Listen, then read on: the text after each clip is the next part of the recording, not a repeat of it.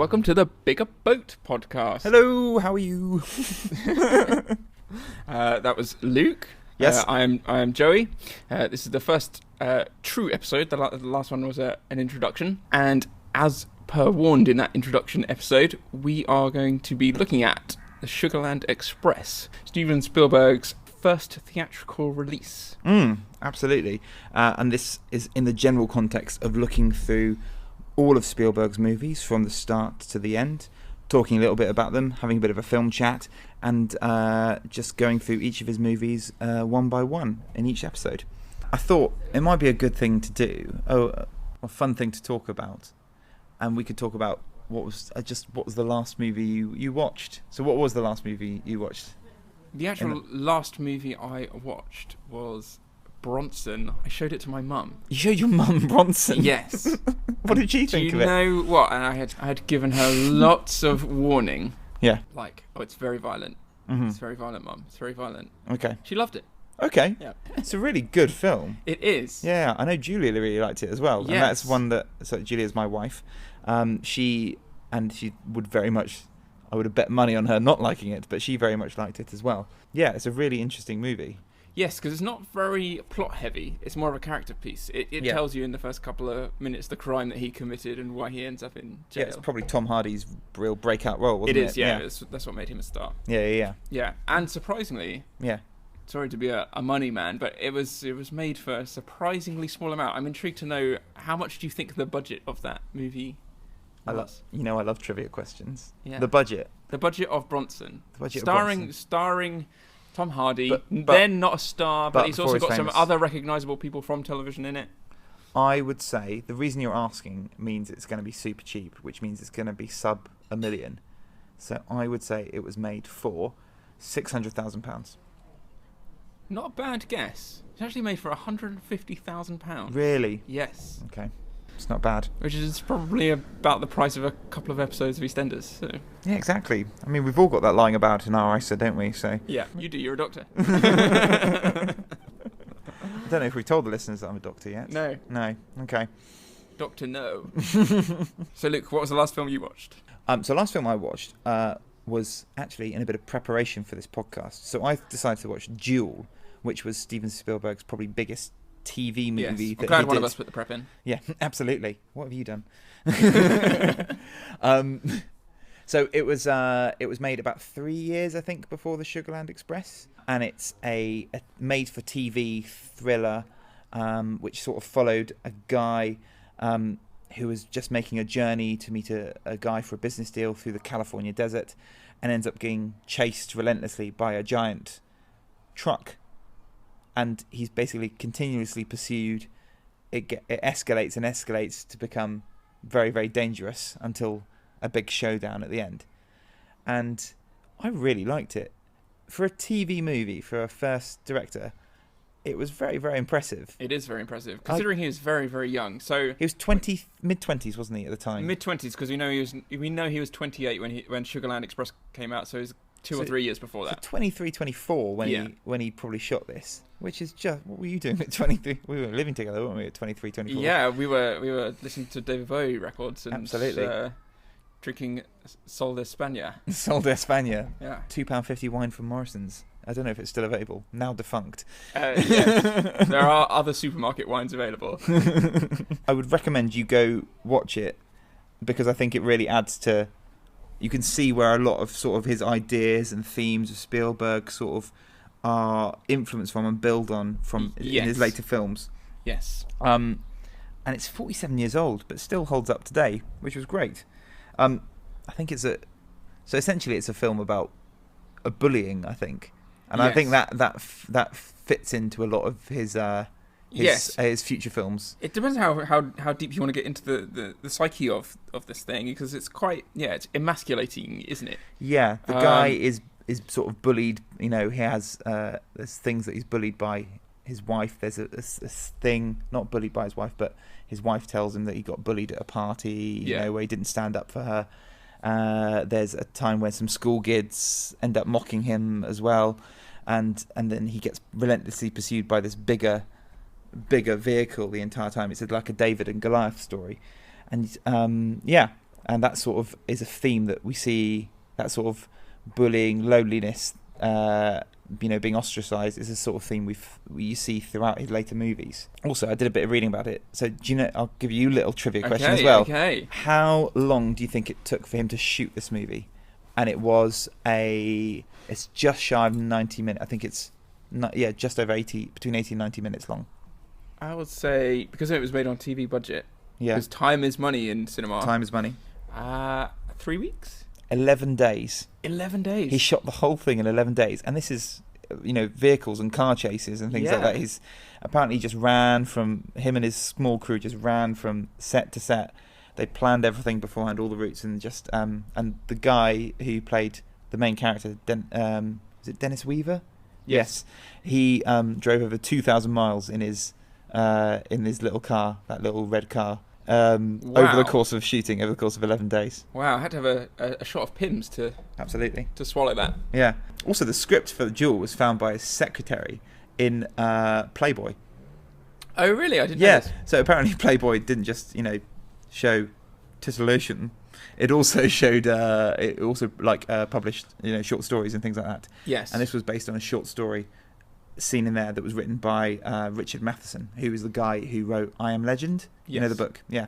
So quite an established author, but he did a little thing in Playboy that got converted into this movie. Anyone who wants to engage with this podcast by, watching the movies along with us, go watch Duel, because I think it will add to things, definitely.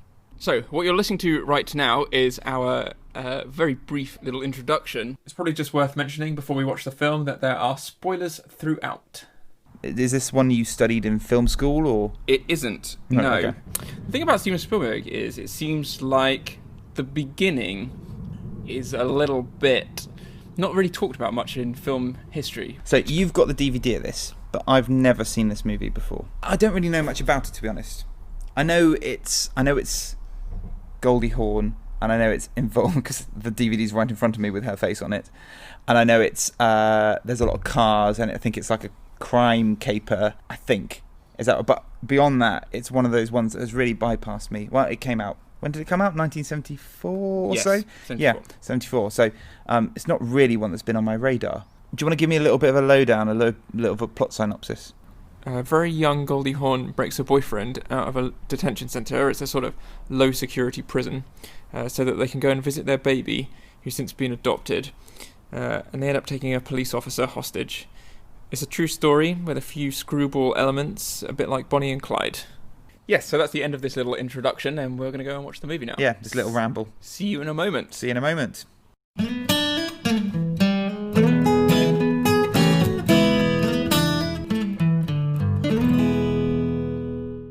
So we're just back from watching the Sugarland Express.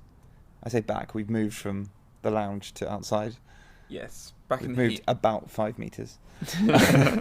As this was the first time you've seen this film, Luke, what did you think? Well, I quite liked it. I thought it was different from how I thought it would be. When it was sort of described to me, I thought it would be a more serious sort of crime caper. But actually, I think it's very light-hearted, despite the fact it's quite downbeat at the end. Yes. It's very lighter touch. It's got a lot of funny moments in it that made us laugh out loud. And they're not even necessarily like the biggest moments, because there is a lot of goofball car chases and stuff. And you made that when we were watching, Luke said, "Oh, this reminds me a little bit of Blues Brothers." Yeah, it's like, absolutely. I can totally see that. But they're not even like the funniest moments. It's little character things. It's the little character bits, especially that Goldie Hawn does, isn't it? Young Goldie Hawn. She transitions really well between sort of a serious young girl and very, very comic. Yeah, very quickly. Exactly. I guess, did we summarise the premise of the movie? Should I do a little bit? Yes. So this whole movie is based on a true story, apparently, that happened in 1969, and that was that's the first little scroll you see in the opening credits, that this is based on a true story. And essentially, Goldie Hawn's character, she's young, she's in her early 20s, and she goes to visit her husband, who's in prison for, I think it's shoplifting, and he's in a minimum security centre. Yeah, a pre-release Something- center, I something think like is what the sign said. So it means he's just about to get out, just to sort of add to the irony that, he was Exactly. probably weeks away from freedom. And she tells him that their son has been taken into foster care, and they basically need to go and get him now, and that she breaks him out of prison, and they very soon get picked up by the cops, but end up taking a cop hostage and driving to find their child. And that's essentially the premise of the whole thing. So basically, there's a reason why road movies is a genre in and of itself, because it's a very cinematic thing, isn't it? Yeah. You introduce your first couple of characters at the beginning, you grow to like them, they're put through all of these tests along the way, and then you have a very logical conclusion to that chase. Sure, okay. And that's a very common cinematic Yes. It's a very linear thread, isn't it? Yeah. linear thread where you go through different locations and you know where you are, you know how they got to where they are. And Sure, okay. It starts out that the characters are quite unlikable, I thought. do you think so? To start off with, just because they're so stupid. And you I think... suppose it's quite self-centered as well, even before they bring in the aspect that they're doing this all to sort of try and see their child again. Yeah, exactly. Yeah, you're a little bit like, pull yourselves Come together, guys. on, Come on, what are you doing? He's just about to be released. Why on earth are you doing this? Exactly. And then when they first get stopped by the police car, when they're having a ride, they're hitchhiking, or they're having a ride with another convict's parents, when they get pulled over, they immediately drive off, when I'm sure it would have been absolutely fine if they just let the police say hello. Yeah, the policeman wanted to see their license plate badge or something like this. Not even theirs, but they're just the people that were driving the car, and they just drive off and immediately crash the car. It's just incredibly stupid decision making, and that I felt they were quite unlikable to start. And I think we are sort of put in the position of the guy that kidnapped the marshal, aren't we? Yeah. Because he starts off very suspicious of them as well. But by the end of them, because they've spent all this time together when they're on the run, he starts to like them, and he starts to understand them, where they're coming from.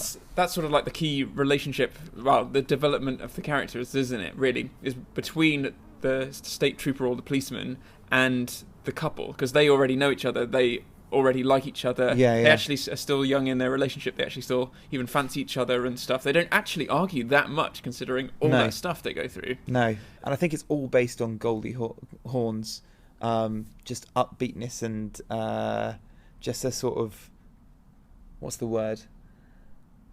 Her attractiveness, her bubbliness. Her bubbliness is quite adorable, isn't it? Yes. Her constant positive outlook. Yes. Despite the fact she's against all odds. She's completely blind to the fact that she's actually in very serious trouble. And not even contemplating the fact that she might not see her child again. Yes. As time goes on, it's getting more and more less likely that she's going to get the outcome that she wants. And it's that she thinks she has control, doesn't she, in a way, but she doesn't. She's delusional, isn't she? Yeah. But in a really, really naive way. Yeah. And it's that naivety, isn't it, that because her husband, what's it, Clavis, his name? Yeah. Her husband he knows that it's not going to end well, but it's her bubbliness that sort of drags him through, isn't it? Yes. It's like the two guys know, but they have to keep it quiet. So by the end, I did really like them as a couple, and which makes the end, quite sad. And I was surprised how much I laughed throughout the whole thing. So the sort of obstacles that they come across, and the things they have to deal with while being in a hostage situation and being tailed by hundreds of police cars. There's a set piece about Goldie Hawn having to pee, which is very amusing. Yeah. I mean, that's their first big blunder, isn't it? Is like having to deal with the fact that she casually tries to tell him that she needs to pee. And it's like, well, the truth is he should actually be awake, because at the end of the day it's him holding the gun, keeping the hostage in place. The whole the massive police force is waiting for them while they get chicken. What did you think of actually this is probably a better question for you, so the direction, so what sort of stuff was Spielberg adopting, what sort of techniques was he using to and how impressive that for sort of first time feature? from a filmmaking point of view, it's very seriously impressive. I think. And there's a bunch of times where when we were watching the film, right, it would sort of say like, just look how many police cars there are, how much organisation that takes. Yeah. Crashing one car into another car is quite expensive and quite logistical nightmare. He crashes hundreds of cars into each other. Yeah. So apparently he plotted out all the events of the chase with really intensive storyboarding, and he did this with Duel as well beforehand. Yes. Everything had a clear destination, and each shot was meant to look like this is a different location, so you can see that they're journeying. Yes. So I think it was meticulously plotted out. Yes. Like we were saying in the introduction, time is money, and Spielberg was known in his early career for really, really storyboarding absolutely everything. Okay. I think he also, despite even storyboarding, I think he was an overshooter then. I think he was like, try an angle here, try an angle there. Just because when you watch that film, the sheer amount of angles on each scene is more than Spielberg later did. Sure. If you watch Jaws, which is coming up next, like, he's actually incredibly economical. Okay. In Jaws. I think he goes back to, in a way, I suppose because he thought it was his first feature film, it had to be a bit more flashy or something, but then he pares it back down for Jaws, and entire scenes are done in one shot, like one continuous take. Really? Which then, he's very good at doing stuff which is one shot, but you don't notice because he'll pull it into a close-up or whatever, so it feels like a bunch of shots that are strung together. Yeah. But actually there's been no editorial cuts or anything like that. There was one thing which I mentioned to you because I hadn't noticed it the first time I watched. Little things about the continuity, and this is the danger of shooting a movie pretty much entirely outside. Yeah. There's a couple of times where you could put money that the sun is either setting or rising because it goes bright orange. We filmmakers call the magic hour. The magic hour. The magic hour, because everything looks absolutely amazing. Okay. So if you've ever seen Days of Heaven, that's entirely shot at twilight, and is it okay? Yeah, it's just because it absolutely looks, it's very difficult to get a poor looking shot then almost. Fine. But there is a point. There's some amazing shots, aren't there? There's some really iconic. So for example, when they crash the car, the first one that they steal from the old people, and they take the cop hostage, that looks like a setting sun, and so you think, okay, so that's the end of day one. Yeah. And you expect the next scene to be nighttime. Yeah. But it's not. It's during the day. Yeah. Yeah, in the chronological order of the story events. Yeah. It happens moments later. Yeah, come on, Spielberg, sort it out. Yeah, Spielberg, get your act together. So little things like that, but Sure. there is no getting away from the fact that the scale of the thing is impressive. Yeah. The performances are good. I think you really do care for the cop who's the hostage as well. Yeah, you do. Yeah. As well as the bubbliness of Goldie Hawn. I mean, those three main characters are the ones you really care about. The supporting stuff, it's a bit. There's nothing much to write home about. I don't think I'd remember them particularly. Yeah. Yeah. It's true, but I can't remember their names, for example. Yeah, I can't remember their names. But I mean, Ben Johnson is the main older cop who's in the captain who's in the car behind. Yes. And maybe just by his casting, because he's got quite sad-looking eyes, you can sort of see sad eyes. Like a dog, like a Saint Bernard or something. Sure. You can see that he sort of regrets because he has to make promises which he can't keep. Okay. And so the fact that there's not actually a scene where he actually says, "Sorry, kid, I couldn't." Yeah. I couldn't make good on our deal or anything like that. You just know that he is sort of feeling... Has he ever been cast as a happy role, or is that... No, I don't think so. He's usually a cowboy. He's a cowboy in lots of stuff. Okay, fine. Remember, because we watched it together, The Last Picture Show? That Peter Bogdanovich. Bogdanovich. That's a great film. Movie. Yeah, he's like the old cowboy in that town as well. He did have sad eyes. He does have sad eyes. I like the Roadrunner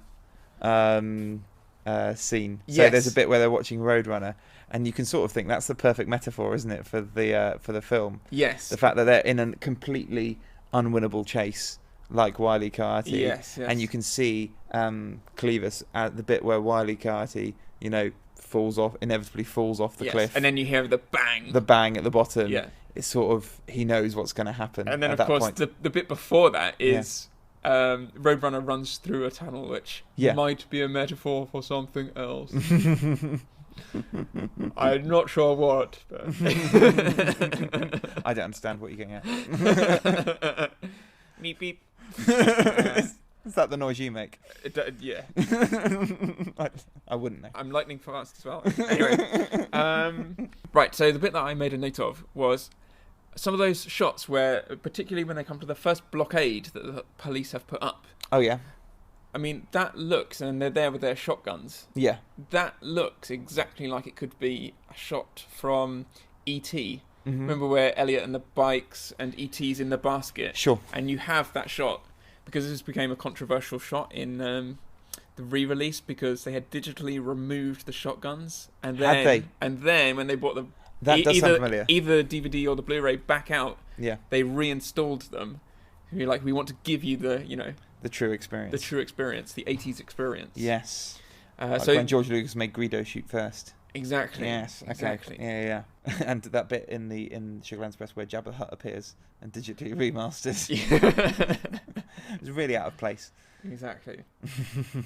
I've got a fun fact for you actually. So you know the true story that this is based on. Yes. So this actually did happen apparently. These people did break out of prison, went on a big car chase to try, and when they got to the foster home where the child was meant to be, the husband got shot. Guess who the guy who shot him was called? His name was E.T. Elliot. Are you being serious? Yeah, serious. No way. That's a Uh-huh. really good fact. That's a great fact, isn't it? He was a Robertson County sheriff called E.T. Elliot, and the real guy was called Bobby Dent. Wow. I know. If our brilliant conversation isn't reason enough to listen to this podcast, that's really good. Yeah, I might just drop the mic. How expensive is it? Yeah. So I really like that one. That's very good.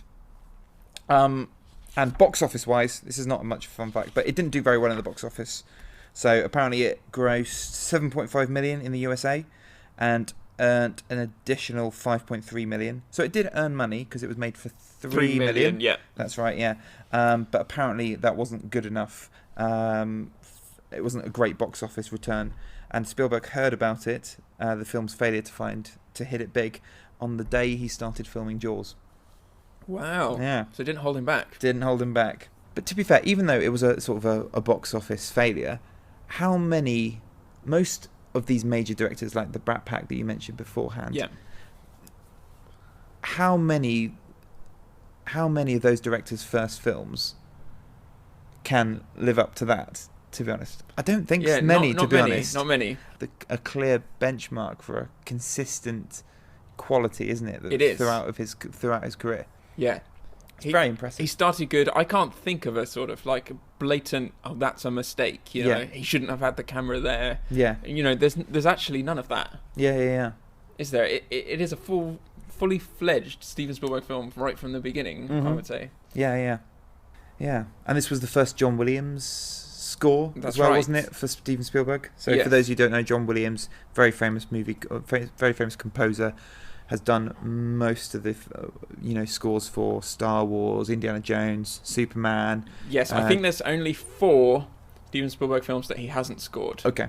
I didn't really notice much of the score during it. There's bits of harmonica music, isn't there? Yes. Throughout it. And there's one bit where I said it sounds a lot like 12 Days of Christmas. 12 Days of Christmas, yeah. Which would have been very out of place if it was that. But yeah. And the film also ends in in a very similar way to Duel, Yes. in the fact that you've got the surviving hero in a sunset in this magic hour contemplating, which is exactly the same scenario as how Duel ends, where Dennis Weaver's throwing stones over the site of his final battle in the sunset. Because I think the important thing is that, the reason why that is in there is to show that it was about the relationship that they'd formed with the cop. It wasn't about the downbeat ending of having the poor guy get shot. Yeah. But overall, I really enjoyed it. I thought it was a really good movie. Yeah, I can't believe I hadn't seen that before. Yeah. What I thought was, when I was watching it back, put yourself in Steven Spielberg's position. So he's probably 27 when he shot it, or maybe imagine 28. being 27. I know. I know. Imagine being 27. Yeah. What a great time. But Yes, you please. just turn into Alan 27. Partridge. No, it's fine. We're allowed. So yeah, right. Imagine being 27, and I like, yes, I've got in there. got this great script. Yeah. Managed to get Goldie Hawn, who, as the back of the DVD tells me, she'd already been nominated for an Oscar. Had she? Yes. Was this like Goldie post Hawn- Private Benjamin or? This says on the back of the DVD box, Goldie Hawn back on the screen after a 1-year hiatus following her Oscar-winning performance in, Oscar-winning? in Cactus Flower. I've never seen that. I've never heard that before. Okay, cool. So she must have been very young when she won that. Yes. So you think, great, I've got all of this stuff coming at me, it's going to be brilliant. And then you make that film, and it is very good, and it shows so much promise and all of this stuff. It is a great debut. Yeah. And then we're both film geeks. Yes. And, in our time, we've seen a lot of films, we've owned a lot of films. Mm-hmm. And it's quite telling, I think, that, you haven't seen it. Yes, true. So all that effort and everything. Oh, it's very good that he decided to carry on. And It's true, but it is difficult because it wasn't. So it's difficult when you were born after a movie, you're playing catch up the entire time with often. But it's difficult to know people who are our age at the time. Were they watching this? I don't really know. I don't know if this is a famous movie at all. No, I don't think it is. I don't think many people know it. So No. yeah, true. But It was did 6 you years old. did it improve for you, the movie, on seeing it again, or did you notice much different? I didn't notice much different. Yeah. Because I was already aware. I remember having talked to you before we saw the movie that it's a very linear. You meet the characters. They have all of these problems. Yeah. And I could vaguely sort of remember the ending because it's been a couple of years since I saw it. But the more I watched it, I was just impressed by the filmmaking and the scale of it. Yeah. And things. And I tried really hard not to notice the continuity errors and that sort of thing, because those kind of people really bugged me. Like, the kind of people that are like, he picked up the mug with his right hand and now it's in his left, or whatever. Are you the person who watches those TV I am shows? No, I'm not. No, Because I think that ruins Yeah, the yeah. sinking into the movie experience. The immersion, yes. The immersion, that's the word. Yes, absolutely.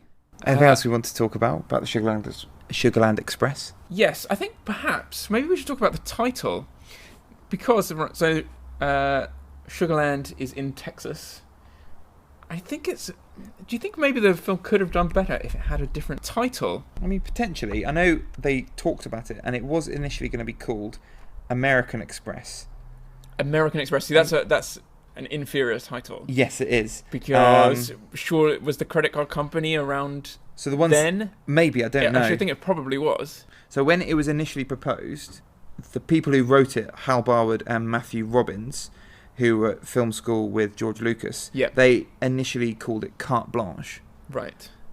which sort of apparently meant to refer to the freedom which was given to the outlaw, the couple, by the Texas police officers.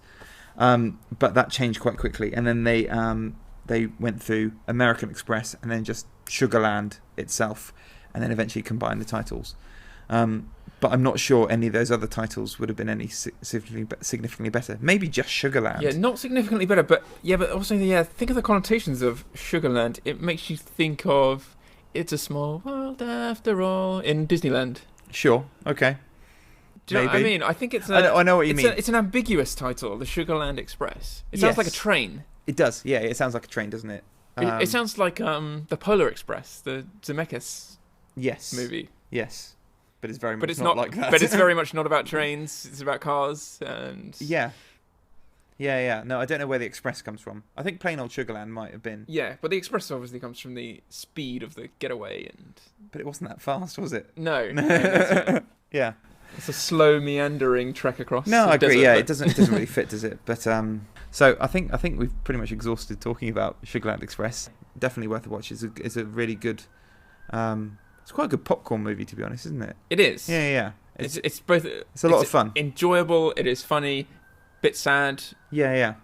in moments. It's actually everything you kind of want from a Steven Spielberg movie. Yeah, absolutely. Unsurprisingly. Yeah. Sorry if we've gone on a bit, but I don't know how much this is going to get down. Be trimmed down in the edit. Yes. It's only going to be a minute long. But in the end.